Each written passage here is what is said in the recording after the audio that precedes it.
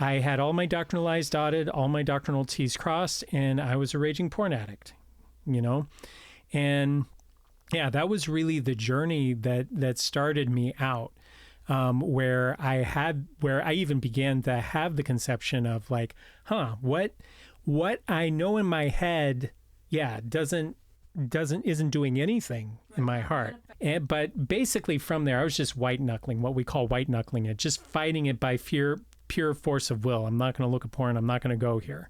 So I'm at this rock bottom point where like accountability every morning, every evening isn't doing any good. I'm just broken. I would just think the shame must have been eating you alive. If you're not doing this right, boy, are you really trying?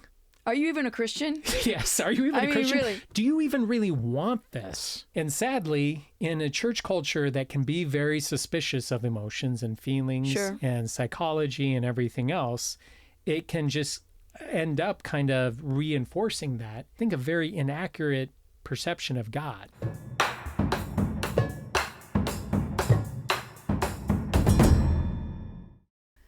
Welcome back to the program, and today we're talking about healing distorted concepts of God. Yeah. That's a powerful phrase right there. Yeah. Well, it's funny because I think we've talked in our show in the past about like having that divide between like the head and the heart. Right.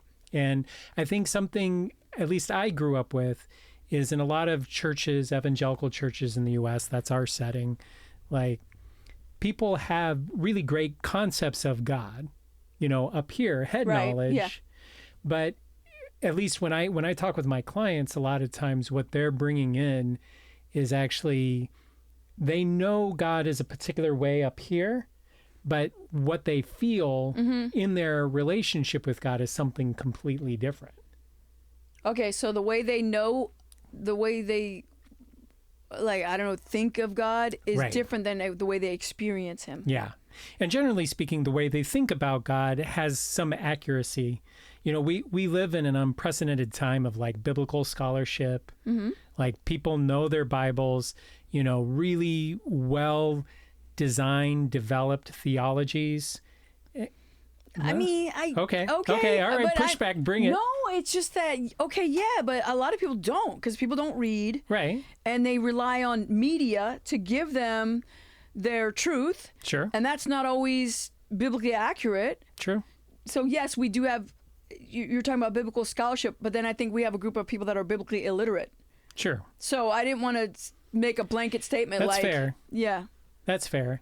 But I think we do have people who are biblically illiterate, but I think the biblical illiteracy has been arising out of a culture that looks into the church and sees oftentimes deadness, you know, and people, again, who seem to have all the right answers, or at least claim to have all of the right answers, but they're not necessarily living that way. Not living the abundant life or a victorious Christian life. Yeah. Well, here's the other thing I think is probably contributing to this. Sure. In some way is the whole celebrity church culture we have in America. Yeah. Where, you know, we have celebrity Christian pastors that we kind of put on a pedestal, you know, like some mega church pastors.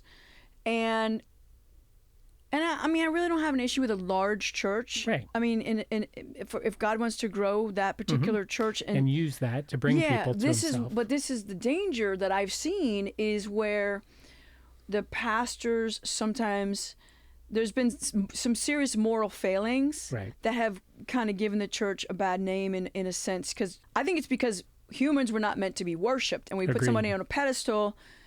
You know, eventually they'll fall off that pedestal. Not everybody falls off, but we shouldn't put them on a pedestal. Yes, agreed. So I want to get back to, you know, how that relates to distorted concepts of God. Kind of the implication of what you're saying is, hey, if we have this perception of God being this, you know, church leader, this pastor, if we're putting this guy up on this pedestal, that's going to distort how we view God. The scandals in the modern American church with the celebrity church culture, and it doesn't mean that all celebrity church, you know, mega church pastors are, living double lives. I'm not saying that. It just seems like those are the ones we hear about because they're the really big mega churches. So when they fall in kind of much more in public view than maybe an obscure church, an obscure pastor. But those kind of situations cause, I think, people who are unchurched to be much more skeptical of the church. Sure.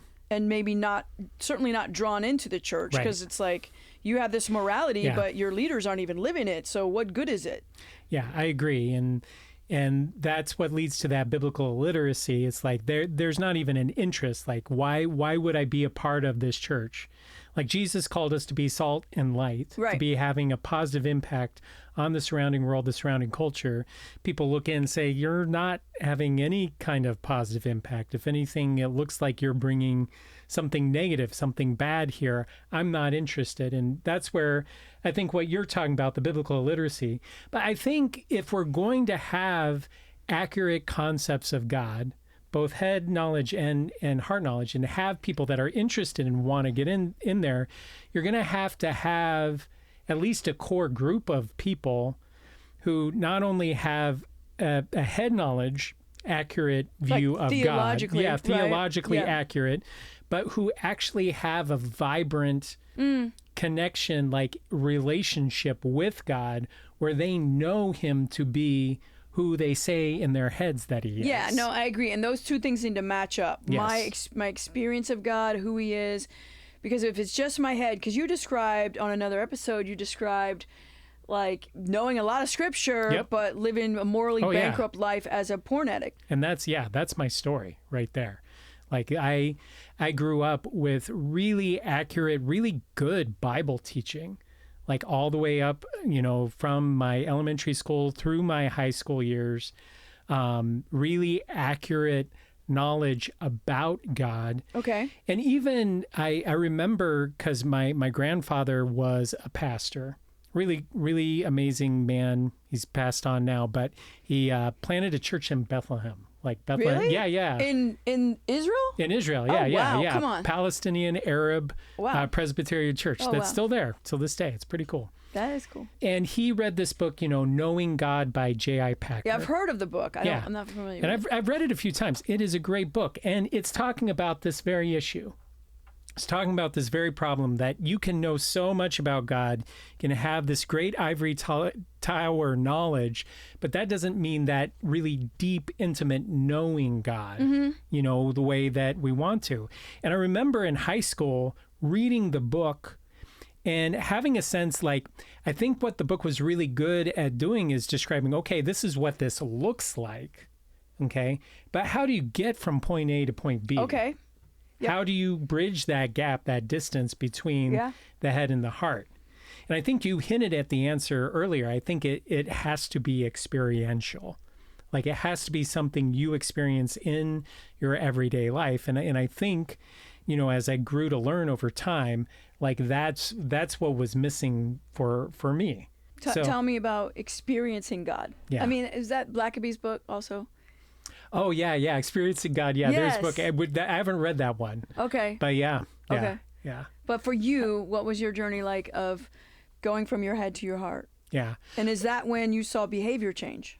Yes. Okay. Yeah. Because I think, Jesus wisely said, out of the heart, the mouth speaks. Mm-hmm. Our behaviors, our words, our behaviors arise out of a heart that either knows or does not know God. Mm-hmm. That is close and intimately connected with him or isn't. So here I was, and I've described this in another show, where I had all my doctrinal I's dotted, all my doctrinal T's crossed, and I was a raging porn addict, And yeah, that was really the journey that started me out, where I even began to have the conception of like, what I know in my head, isn't doing anything. Right, in my it's not heart. manifesting. Instead, I'm getting stuck in these cycles of shame, into the addiction to kind of cope with the shame and to ameliorate, to soothe the shame, and then back into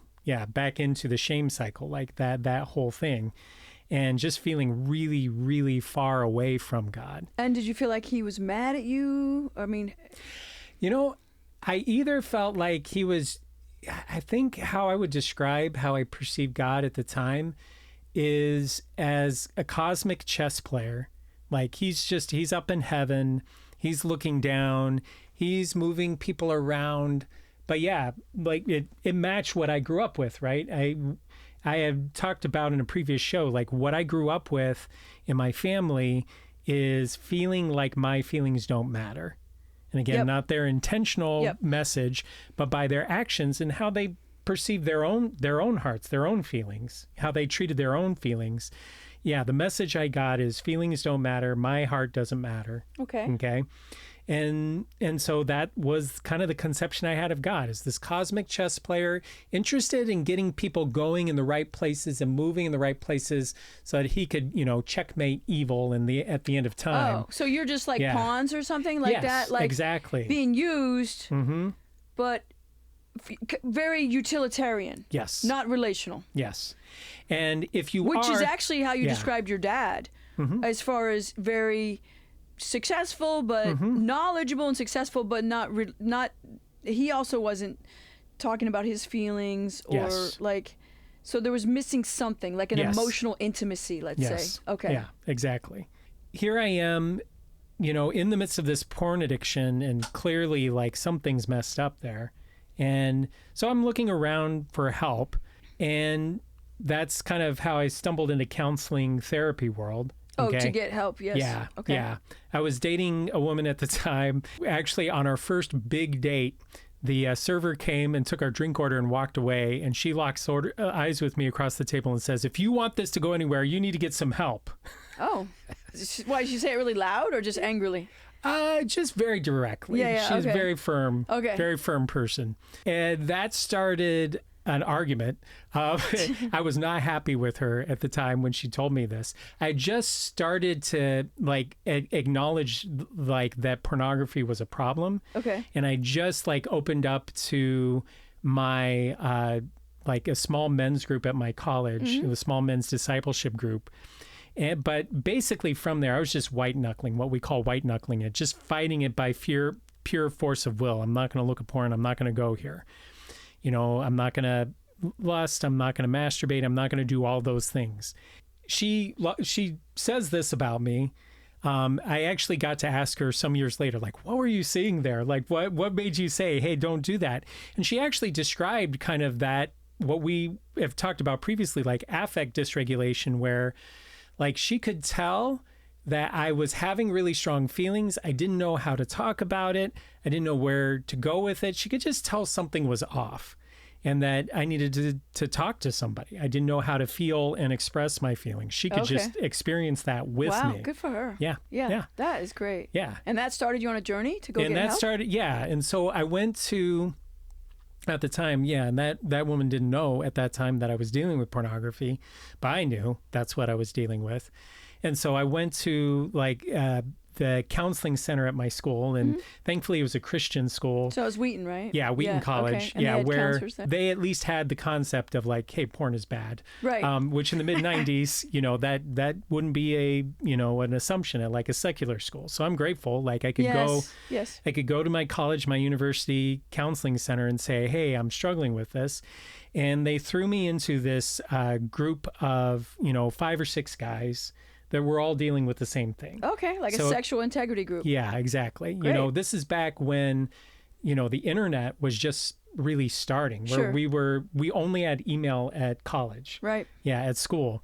And people had access to the internet, and now they were starting to have problems with that. Yeah. And so throw all these guys in a room, and the way that it was run, it was kind of a behavior-based group. It was, okay, you lusted, you masturbated so many times this week. What's your goal for the next week? Oh, it's to just maybe dial it down or something? Yes, dial it down. Make a goal. Right. And it just kind of reinforced kind of that white knuckling I was already doing, trying to stop it by my own force and weight. And it was the most demoralizing experience I've ever had in my life. Really? Yeah.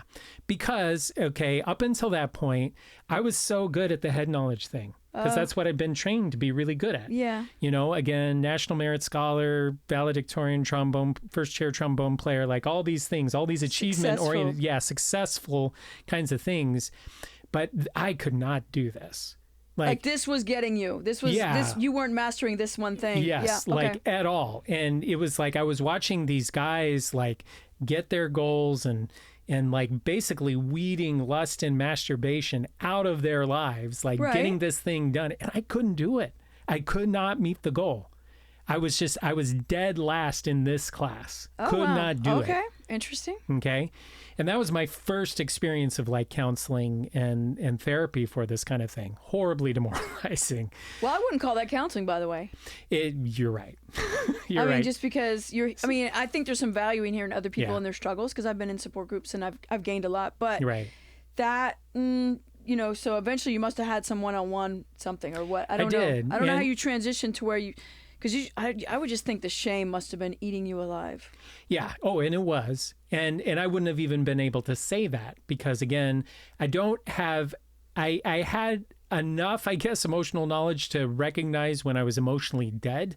But other than that, like I didn't know how I got there. I didn't know anything about shame or grief or any of these other things that I had to really learn about, you know, for years to come. And again, I had this cosmic chess player God that was just looking down on me. And, you know, that behavioral task list, approach made complete sense with that conception of God. Sure. You know, it's like you set a goal and you try to go for it. Right. You know, achievement. Yeah. But I did transition to other counselors and God bless them. I mean, they cared about me. Right. Okay. And they did their best. They did their best trying to talk about what was going on with me, but they didn't really direct me in very much of a very good direction for the longest time. Like, so it was really the fourth counselor that I saw that was the first therapist that was helpful to me. Wow. That's a lot of... Yes. Failure first. Yes. Right. I'm not saying you were a failure. I'm just saying like it's got to be frustrating. Experiences. Because some people would just never make it to the fourth therapist. They'd be like, okay, there's no hope for me. Yeah, and it really was like an amazing way in which God, you know, transitioned me to that therapist. Because I'd been seeing these other two therapists, and then I'd gone to seminary. So I'm training to be a pastor. I'm training to be a counselor myself. And meanwhile, this sexual addiction thing is still like simmering there in the background. Like, you know, some wins, a lot of losses. Yeah. I was actually engaged to be married to, or getting ready to be engaged to a woman. And so I was like, I got to go after this thing. The healing part. The healing part. Freedom. Like the freedom 100%. from this thing. Yes, I agree. So what I did is I had this accountability group I was in at the time. And I was talking to two guys in the accountability group. One in the morning, one in the evening, just for... Like having daily conversations? Yeah. And it was basically, again, just check-ins. Hey, did you act out? Did you not? Okay. And basically the idea is if I have the accountability, maybe that will help me not do this. Sure. Because you don't want to say I screwed up again. Right. Exactly. And that worked for about 30 days. And then it just stopped working. Wow. Like it didn't matter. Like, oh, yeah, I did. I screwed up again. Yep, here we are. I screwed up again. Yep, I screwed up again. So that was the point. I went to one of the counseling professors at the seminary and said, do you have anybody who specializes in sexual addictions? And that's what brought me through the doors of that fourth counselor that was helpful to me. That's so good, though. I mean, it takes some humility to go say, I need help with sexual addiction, especially at a seminary. Yeah. You know what I mean? Yeah. You're not just at an undergrad, whatever, like seminary is like, we're all here to learn how to maybe be pastors or something. I appreciate you seeing humility in that. I suppose there was some. I think a lot of what I see in that younger version of myself is desperation. Yeah. You know, just desperation, like just feeling horribly broken. At the time, I was dating this woman. I wanted to marry her. And I knew, and one thing this was the woman that said, you need to get some help. I knew I wouldn't be able to keep her if, you know, that, or at least that's what was in my mind is you will be abandoned. Okay. Which there's there's some interesting, that tells you a little bit about my concept of God and of love at that point anyway, too. Okay, Yeah. because I got to behave or I'm going to be abandoned. Exactly. And who is that? Who is, like, whose voice is that? Like, in your life, you know? That's so not your dad, is it? It's not, I don't think it directly comes from my parents. I think, honestly, because church was super important to me growing up, it was a lot of just kind of the preaching, church culture and preaching and teaching that I heard.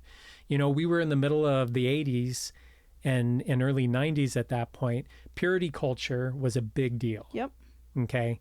About, you know, everybody was kind of freaked out by the sexual revolution of the 60s and 70s. And so they were reacting against that. That pendulum went the other way. Yes, the pendulum swung the other way within the church of like, you need to be sexually pure. And here's all the things that will happen if you're not sexually pure. Here's all the ways you will be broken and you know, horribly ruined forever. And then here's all the awesome things you will have, you know, if you save yourself for marriage. By the way, that was kind of the dating relationship with this woman. Is like, yeah, we were saving ourselves for this, and we were staying very pure, and we had this idea we were going to have this great relationship if we could just hold off until marriage, you know, that kind of thing. So there's all these things kind of going on inside of me that's just making me super desperate. Okay, which is why, yeah, I that's what I see when I see that younger man like fighting through 3 therapists to finally get through to, Ben Bosme. Shout out to Ben Bosme, St. Louis, Missouri. I still talk to Ben every so often. I'll have like a little period where I'll go back and I'll meet with Ben. I've seen other therapists since and things like that. But there were a few things that were just very unique to me about how I experienced Ben. Like the first thing was when I always laugh at myself because I remember, so I'm at this rock bottom point where like accountability every morning, every evening isn't doing any good. I'm just broken. And I go to my counseling professor. Do you have anybody who specializes in sex addictions? Here's Ben Bosme. I go in, I'm sitting in the waiting area. I see Ben walking in and I totally I was just a dirtbag internally toward this guy in my head, judged him. Really? He's this short, not the best looking Indian guy. Okay. And I totally racially profiled and had thought, oh, you're crap. This is not going to work. Yeah, this is my counselor. Really? Yeah. Oh, my goodness. Yeah, it was terrible. But Ben comes in, introduces himself to me, takes me back to his office. I sit down. He asks what's bringing me here. And I just break down sobbing because I'm at that point of desperation. You're broken. Again. I'm just broken. I think that's the perfect place to be. That's where God can come in, man. Yeah, well, perfect for you, but now it's my turn to be. Yeah. This is great. I'm so proud of you. Yes. I'm sitting there with Ben, just sobbing my eyes out, just saying, I have tried everything I know how to do. It's not working, and I just want to be well. I just want to be well. I love that. That's so beautiful, that heart right there. Yeah. I'm really grateful. And I'm grateful, Ben looked at me and said 3 words nobody had ever said to me in my struggle up until that point. He said, I believe you. Really? Mm-hmm. Those 3 words in that moment changed my life, for sure. No kidding. For sure. I wouldn't have known it at that time. At that time, I was going, wait, what? Because in my struggle up to that point in accountability groups and with these therapists, I don't think anybody was consciously thinking this, and nobody said this directly to me. But when I would fail, we would talk, tips and tricks, right? On coaching, how to keep succeeding, on how to succeed, how to keep yourself from lusting and looking at porn and masturbating and all these kinds of things. Very tips and tricks, talking about the issue, trying to give me guidance about what I do with all of this. Yep. And the implicit message when you're just giving somebody lots of guidance and instruction is, well, if you do this right, you'll be successful. Yeah, if you follow these tips, 100%. If you follow that these, makes sense. Yes. And if you don't, well, you must not really be doing it right. Okay. Because these are foolproof. Yes. And then after a while, if you're not doing this right, boy, are you really trying? Are you even a Christian? Yes. Are you even a Christian? Really? Do you even really want this? Yep. That was kind of the thing. You were getting that feeling from some of these people? Yeah, from some of these people. Again, I don't think it was an explicit message. I remember a conversation with one of these accountability partners where he was just saying to me one day, like, well, look, Tim, one of these days that, this lust thing, it'll lose its luster for you. Like, basically, you'll want, when you want it badly enough, it'll switch and you'll start to see change. Okay. My flesh, my sinful flesh, my shame distorted mind took that and went and just ran with it. Of like, see, you just don't really want this. You don't want it bad. So you're beating your head against the wall, and then it's like you're not trying hard enough. Yes. Yeah. Wow. And so here I am sitting in Ben's office, just sobbing my eyes out. Like, look, I've tried everything I know how to do. I can't do this any better. Says, I believe you. Yeah. And what happens after that? I wish I could say, the heavens opened up. Yeah, me too. The light shone down. Everything was awesome. Right. The Lego movie. Instead, what would happen is Ben and I got into this pattern where I would come in every session and Ben would say, where to? And I was, very analytical, very, I had problem solver mentality kind of coming in, and I would have a very well thought out idea of, well, I think this has been going on this week. Okay. And then Ben asked me this stupid therapist question. It's about time you thought that there was a stupid therapist question. That I now ask all the time. Oh, really? Which is, how do you feel about that? Okay. Yes. Feelings. It's the ultimate. Yes. Nothing more than feelings. And so I'm there with Ben asking me, so how do you feel about that?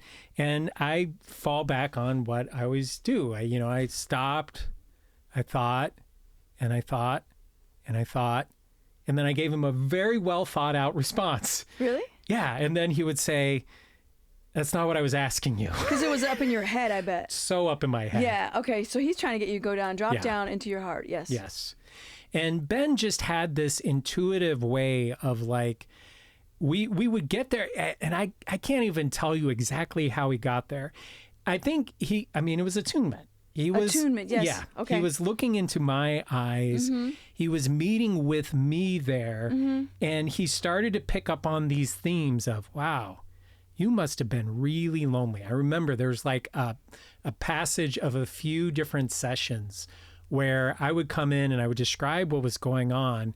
And at the end of what I was describing what was going on, Ben would look at me and go, wow, sounds really, really lonely.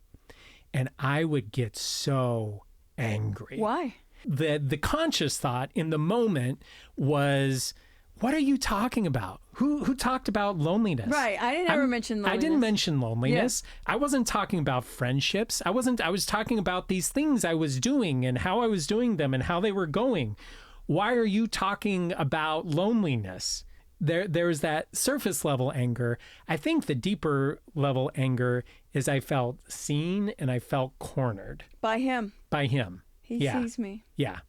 Because I think at that time, the conception I always wanted everybody to have of me is just of this really well-liked, likable guy. Sure. The idea of lonely, no, I've got lots of friends. I got, my roommates, but like actual deep-seated friendship, somebody who actually knew me, knew how I ticked, knew what was going on inside of me. I didn't have that at all. And so he just started helping to, with the Holy Spirit's help, peel back the layers there of just like, no, actually, I see you, you're lonely, and you are just kind of stuck in this pattern. We started to trace it back where it came from. We identified some themes in my relationship with my dad where things felt really distant.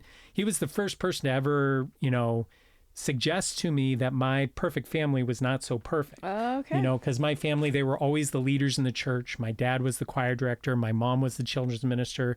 They used to be medical missionaries. They were like the hyper Christian or super Christian. Yeah, the super Christian everybody else looked to. And so he was the first one to maybe suggest, well, maybe, you know, things weren't so perfect. Mm-hmm.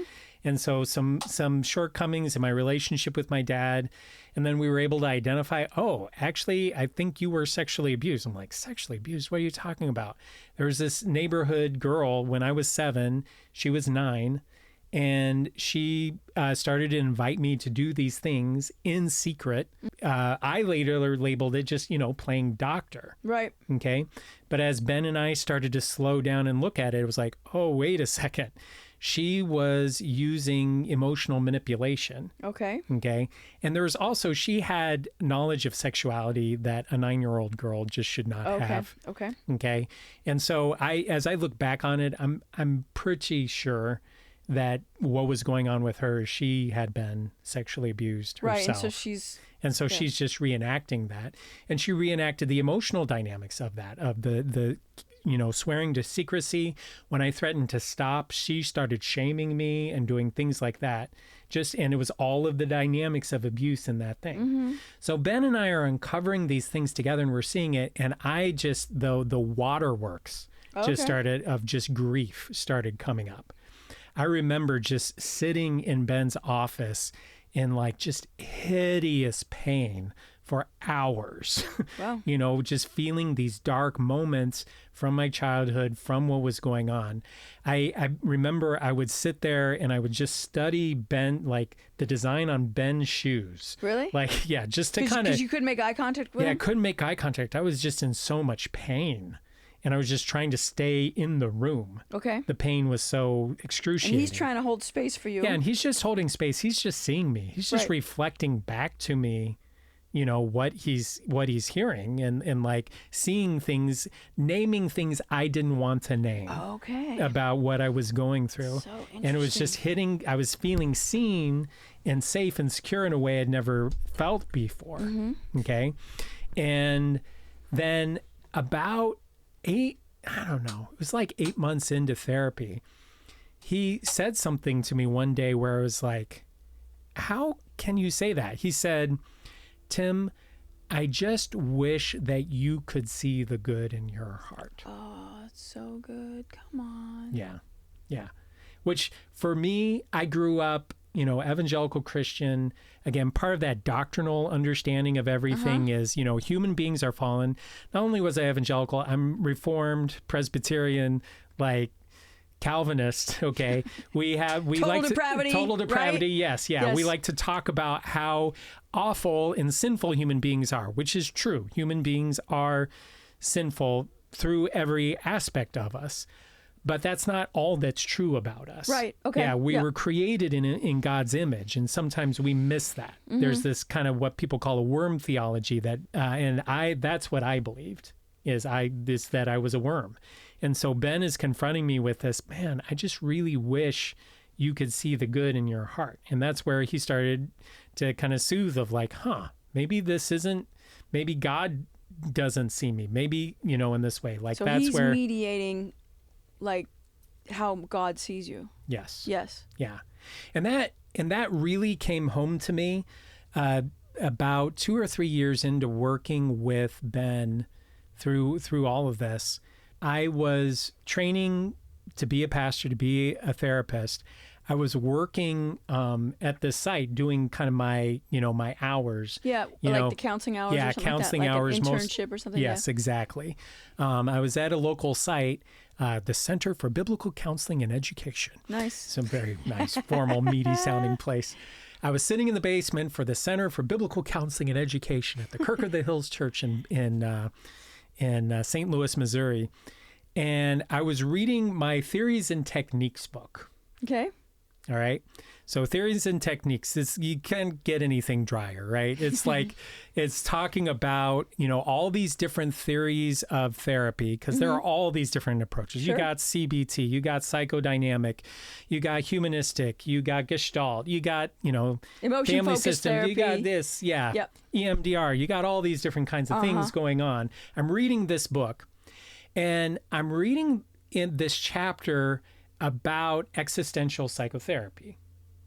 And as I'm reading it, I'm realizing, oh, what they're describing that you do in existential psychotherapy, this is what Ben does with me. Oh. Yeah, like it's very much, existential psychotherapy is very much about the relationship between the therapist and the client. Okay. Like always being attuned to what's going on in that experience. And it's about giving that person the experience of being seen, okay? And helping them make meaning out of the emotional mess that's flooding up out of them. Right. It's not for the therapist to give you all the answers. Yes. Yeah. Okay, good. That's right. That's right. It's about slowing down into that interaction, seeing what's going on there and making sense of it. Yep. And I'm reading this and I'm going, this is what he does with me. And it's been so healing. This has been so helpful. Okay. But the philosophy it's built on is crap. Okay. Because it's existential philosophy. Yeah. Like really most existentialists, at least, in the 20th century, were atheists or agnostic at best. Yeah, God's not in that. Yeah, God's not in this. Existence is just this life that you have here and now, so make the most of it before you have to face the void. And I'm reading that and I'm like, this is crap, God. I'm praying as I'm reading this chapter on existential psychotherapy and going, this is crap, God. Like, how can this be true? How can this be so powerful when the philosophy, the basis of this thing is just absolute crap? Like, they're nothing really like at the end. Atheistic, probably, right? Yeah, just atheistic philosophy. Life has no meaning but what you make it. Okay. And so let's make that meaning here and now in this experience. And so I'm praying and I'm asking God, Lord, how can this be true? And I feel like I have to give some context of this. I am frozen chosen. That's a kind of slag for Reformed Presbyterian. Right. Like we don't have spiritual experiences. I know. We don't hear voices from God. Right. God doesn't say anything to us except through his word. Like God doesn't speak to us. But in that moment, God spoke to me. Okay. Okay. Not audibly, audible voice in the room, but very clearly, distinctly in my heart. When you're asking, how can this be true? How can this form of therapy be helping me? Yes, exactly. How can this be the right way to go when this philosophy is such... When it's built on something that's corrupt. Yes. And God clearly said to my heart in that moment, said, because this is how I am with you. Okay. In other words, like how Ben is with you in the room, how that therapist is in the room with you, that's how I am with you.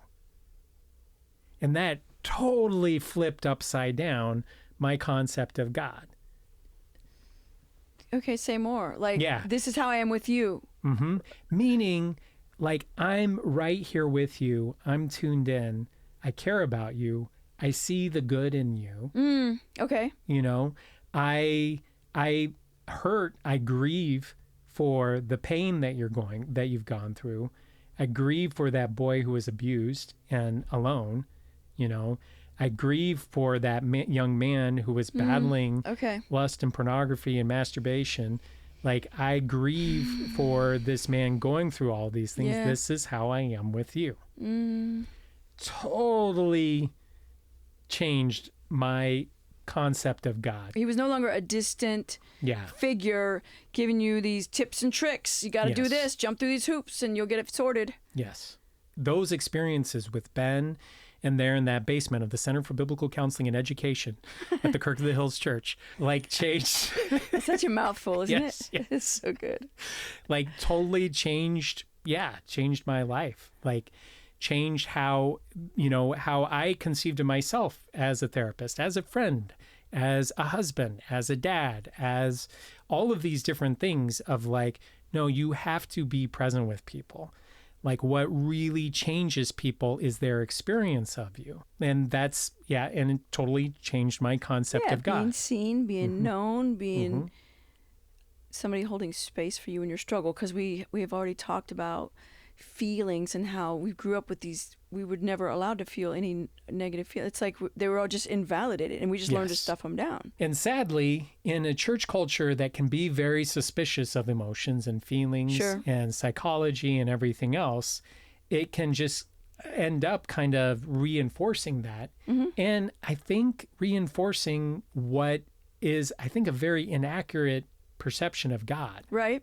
You know, in a way, there's all the right concepts about God. Oh, he loves you. Yeah. He has so much mercy. He has so much grace. But don't get caught up in those emotions. Because I was kind of trained, emotions are bad, you know, from the church. In your emotions, you're fleshing out. Yes. That's so crazy, that phrase, that fleshing line, out. Oh, I don't want to flesh out. Yeah. Wow. Yeah. I was thinking about my own distorted concepts of God. They come from my family. I said that, my dad, there was domestic violence in my home. Right. So from my dad to my mom. Well, the other thing, though, my dad claimed faith, like, in the 70s, but his behavior didn't change. So now he's a Christian, but he's still hitting my mom. He still had a stack of pornographic magazines under his bed. He was still drinking. And so I found that really confusing. And then he was quoting scripture at my mother. Oh, God. The Bible says you're supposed to obey me. Oh. You know, scriptures about the husband and the wife and this kind of stuff. And I just thought, wow, this is how we're supposed to be. Like, you grow up, you marry a man, he knocks you around, and then he expects you to serve him. Yeah. Because he says, and he throws God at you. Yeah, right. So I didn't really want anything to do with God. Yeah. Because he wasn't safe. Yeah. Because I'm a woman, and this is how they get treated, and he doesn't care about women. Clearly he doesn't care about women. It would be a long time before that was undone. It wasn't in therapy, really. I mean, I would say, I'm sure my therapists, I learned a lot from them, so I'm not diminishing that in any way. But you know how we'd say, often has said that sometimes our view of God is connected to our earthly father and that relationship? You know, because we talk about our Father who art in heaven, you know, in the Bible, and that's the Lord's Prayer. God brought me a series of men in my life who were, and I wouldn't even say just the men figures who were father figures. Yeah. Just, this is interesting. I hadn't thought about my view of masculinity tied to God. Yeah. Because he brought me, I just thought, I wrote all men off. Yeah. Like none of them are safe. They're all predatory, untrustworthy. And sadly, we confirm that way too much. Well, a lot of men are. Yeah. Okay. Yeah. And then when I met we all one, have that in us. Sadly. Right. Yeah, we have the capacity for evil. Yep. Total depravity, right? Yep. Yeah. Then when I meet a man who, in fact, I used to say this, it was almost like a joke because I've done stand-up comedy before, is that in church I met a few good men. And then I would say, and I'm not talking about the Marines. I'm talking about men who treated me with dignity and respect. And men who didn't look at women as just as sexual objects. Sweet. Because I'd only ever seen men treat women either as the object of his lust or the victim of his abuse. Wow. Here I am, a young adult in church culture, meeting men who were kind and loving and didn't want anything from me and didn't want to take advantage of me. And that was like, I don't have a category for this. Yeah. Then I realized, okay, my paradigm is off. If I thought they were all this way. So I'm like, okay, well, there are some good men, and which was very freeing and helpful. And then there were men who were like dad figures to me. You know, my stepfather was a great man who, when he came into my life, I forget how old I was when he married my mom. I don't know, I was like 12, 13, something like that. But he said to me, listen, I'm not your dad. I'm not going to be your dad, but I'll be your friend. I was like, okay, it's nice. I mean, I liked him from the first day he ever came to pick my mom up on a date. And I charged him $1 to park in our driveway, and he paid it. I was like, I like this guy, because I was a little entrepreneur. And so for many years, they were married for, I think they were married over 40 years. Like, he passed away in 2021. I used to call them on their anniversary. I'd call my mom, wish her happy anniversary. And I'd say, can I speak to my stepdad? Can I speak to Clay? That was his name. And so I would talk to him and wish him a happy anniversary also. And then I would say, thank you for being kind to my mother. And probably they'd been married maybe 20, 25 years. And he called me Chris. Because for many years I went by Chris until I figured out I was a girl and was like, okay, let me embrace Christine. Yeah. That's a girl's name, because I hated my name. Yeah. So he said, Chris, you say that every year. like, thank you for being kind to my mother. And I said, I know, I'm still grateful. I'm not going to not say that, because I'm just grateful. Yes. That you are kind to my mother. Because that was like, I'm happy for her to have that.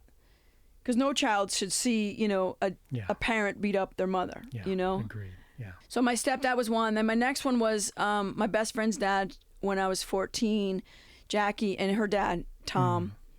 And he was so amazing. So he had 6 kids, 3 boys, 3 girls. And then I became the 4th daughter. Like, he needed another one. He did not. But I was like adopted, not ever legally, but into their hearts. And when I was in high school, Jackie and I both had this course in high school where we could get out of school early, because it was like a on-the-job training thing. And so I had some job that I could leave school early, which I thought was fun. But her dad and I went to the movies once a week. We went to lunch and the movies. Went to our favorite Mexican restaurant, and then the movie theater was right there, and we saw a movie. Just me and him. And I used to sit across from him in high school and say to him, like, we were just talking about anything, like life. 15, 16, 17-year-old. This must be what it feels like to have a dad. Yeah. Because that's all I ever wanted was a father. Now, I had a biological father, but he wasn't a safe man. He wasn't emotionally attuned. There was no emotional intimacy. He wasn't kind to my mother.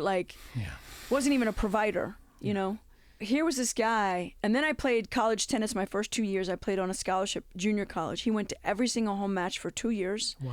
And about half the away matches, like if they were within a 2-hour radius. But one time he drove 3 hours to watch us play. Wow. And he was amazing. Yeah. Yeah. And that, I think, for me, started to reshape my image of God, having these father figures. There were other men who were also amazing in my life. I think that was big in helping my distorted concept of God. And then getting in a church culture that wasn't, I don't know what church my dad went, but for him to be saying the things he said to my mother, that's spiritual abuse. Yeah, absolutely. So to understand that, okay, God said things about the husband and the wives, but he told the husband, love your wife like Christ loved the church and laid down his life for her. Yes. So when you talk about, submission in marriage, if I ever have the opportunity to be married and I'm asked to submit to my husband, well, there's submit to one another in the fear of the Lord, but there's also, he's called to love me like in a sacrificial way, like Christ loved the church. Yes.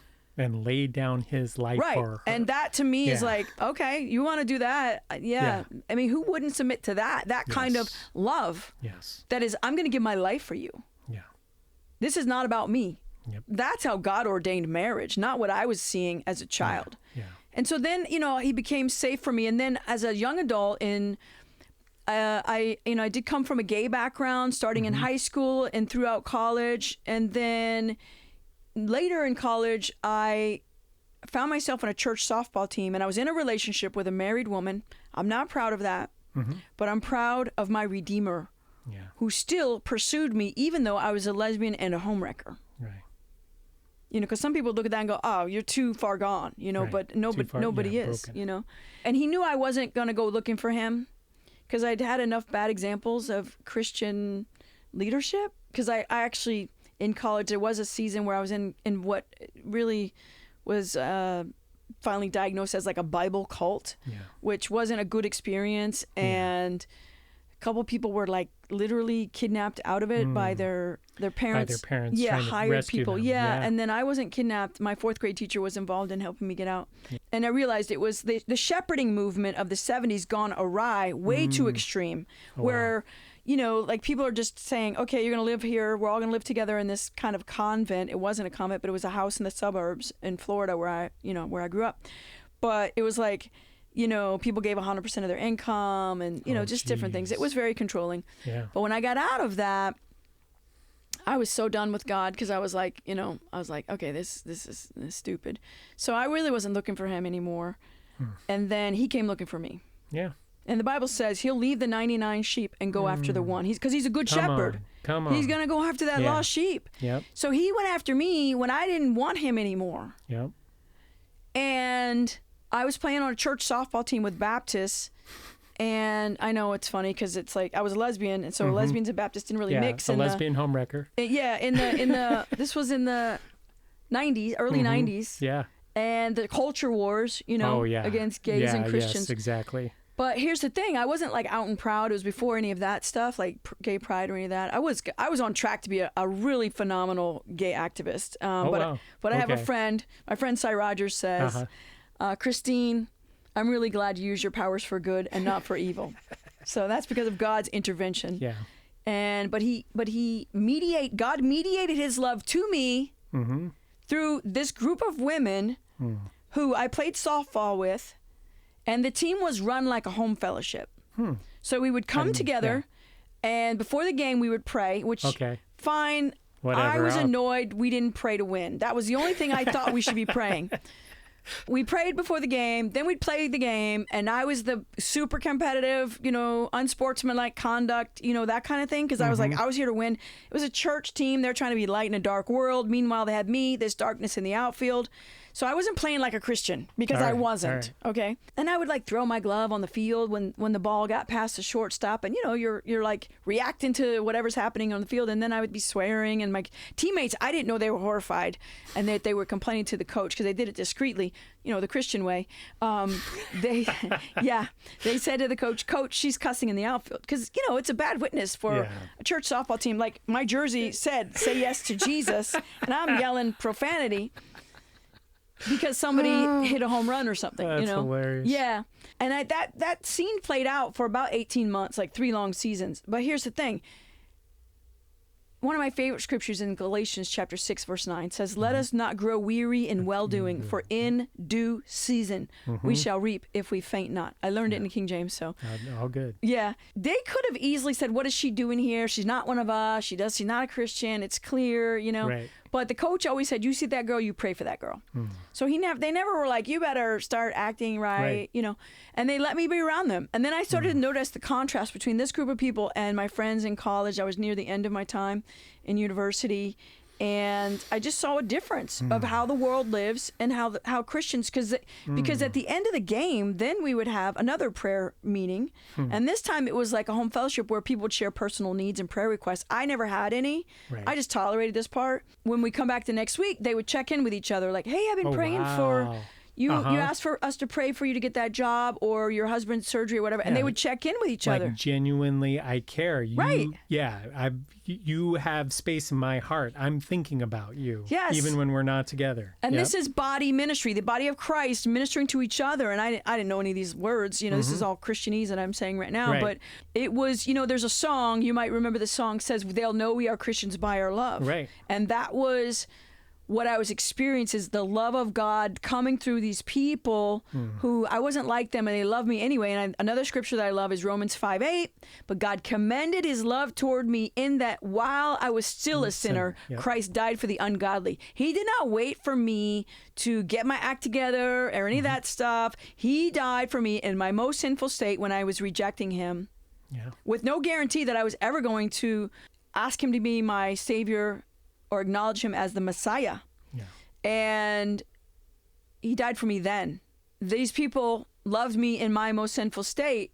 It was powerful, and I noticed the difference and the contrast. And it was like I wanted more of this kind of people. I wanted to be like them, and I was like, how do I get like that? More of this love. This love, yeah, because it's when you taste God's, His redemptive love, His unconditional love, it's like you want more because we were made for that. Yes. All these things contributed to my seeing God for who He was, that He wasn't mad at me, that I didn't have to be perfect. I talked before about the critic and, trying to be perfect so that I would be lovable. Which I still like the critic, but well, whatever. But, for me, it's very much a journey of, it's tied to relationship for me, and I heard you say the same thing. It was different. It was through that relationship with your therapist. 100%. Yes. Yeah, because really, when we're talking about these experiences, what are we talking about? Experiences. We're talking about experiences of relationship. Right. Like that has to be one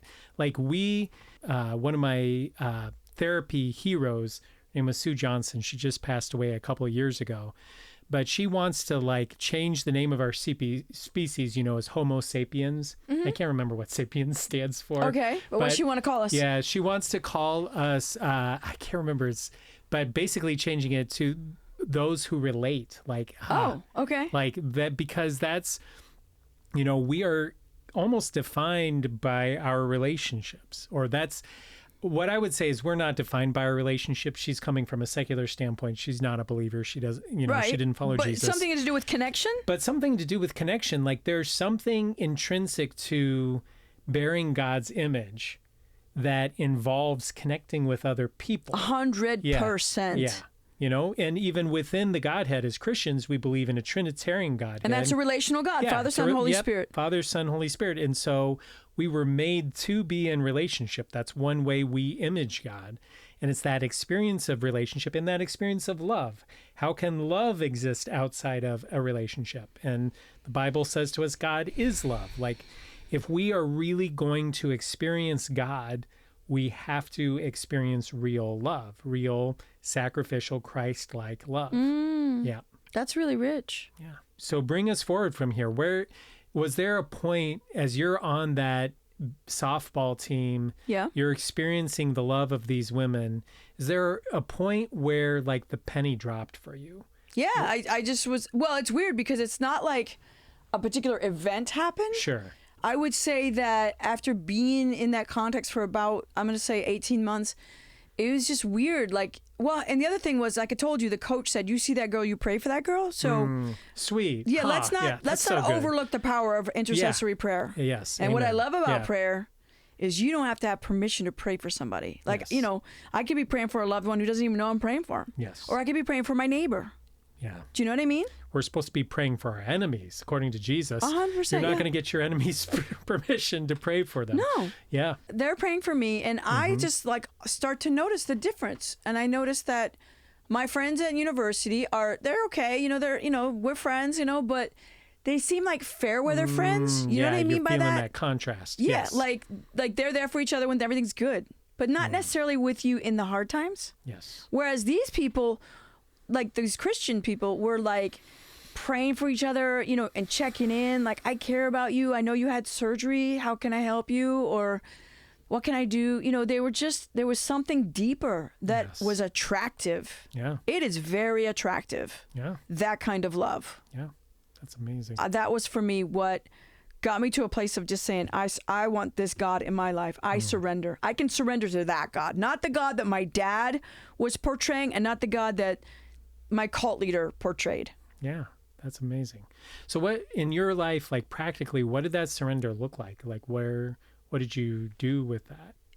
This was a Southern Baptist softball team. So yeah, so I did the Southern Baptist way, you know, and I'm not making light of it, you know. One of the girls on my softball team who I didn't know had been praying for me, and who also I did not know that she could already tell that I was struggling with homosexuality because I was very butch and masculine. Yeah. So she'd played college softball, so she kind of knew, like her gaydar went off, you know. Sure. And she could tell. So it was no shock when I went to her first and asked, when I noticed this contrast and I was like, I want more of this. Yes. I want more of these people and I want to be like them and I want to know their God. I started going to church all of a sudden overnight, Sunday morning, Sunday night, Wednesday night, Sunday school, home fellowship. I went to everything because That's the Christine I know. Well, I was all in. Yes. Yes. Like I want. Nothing halfway. No, not at all. All or nothing. Yep. So I was all in. And then she was in the home fellowship. So I said, hey, can you help me study the Bible? So she took me through a discipleship book because Southern Baptists were big into discipleship. And, you know, because especially like new believers, you got to get some of that truth in you, get in the Word. So we did a book study where I had homework every week that I did on my own, and I had 2 scripture memory verses a week. And they were really kind of basic Christianity. Yeah. And I was I have to say I was obnoxious as a new believer.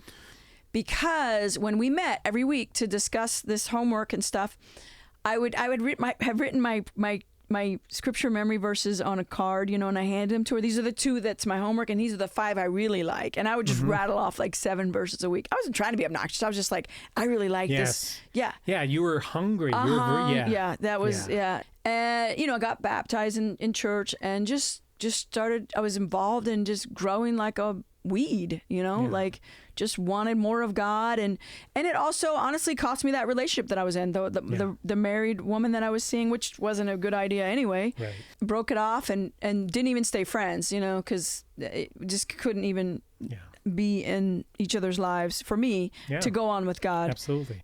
There was that for me. That was a whole journey, the part of overcoming homosexuality. I do not want to sound like that was easy or anything like that. Right. It was a process, and I know you've worked with a number of men and walked alongside men in that journey, and so it's a process. Absolutely. I wanted my life to line up with my faith.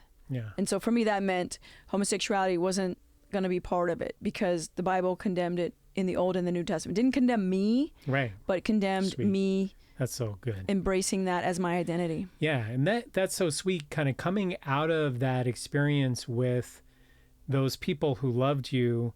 You could then experience God not condemning you. Like, they didn't condemn you for your behavior. They they never condoned it. You knew very clearly that they didn't condone the behavior. And I don't know which of them knew. I only knew the one girl that knew, because she told me, and she was the one who was discipling me. So it never really mattered. I just, wanted God more than my homosexuality. Sweet. Yeah.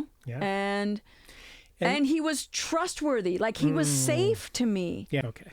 So what's that quote about Aslan, from the Chronicles of Narnia, about whether God is safe? Do you remember that quote? Yeah.